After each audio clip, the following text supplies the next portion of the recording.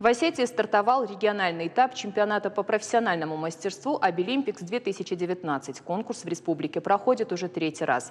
В нем принимают участие ребята с ограниченными возможностями здоровья. Всего около 80 юношей и девушек. Торжественная церемония открытия состоялась в концертном зале Владикавказского торгово-экономического техникума. Поздравить участников с началом конкурса пришел председатель правительства Северной Осетии Теймураз Тускаев. Премьер пожелал ребятам удачи и непременно достигать своих целей. Большинство участников – студенты колледжей, но есть школьники и уже работающие по профессии специалисты.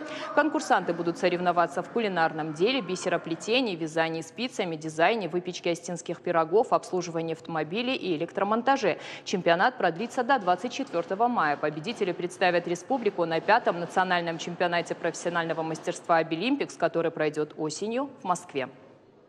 Я участвую в третий раз. Рассчитываю на победу, на 1-2 место. Первый раз я занял не призовое место, и после этого я себе сказал, что я займу призовое место, и я постараюсь. Вот, то есть Обилимпикс дает хорошие шансы в саморазвитии и разрушить те стены, которые как-то не можно. Обычный человек с инвалидностью не может разрушить просто сам так.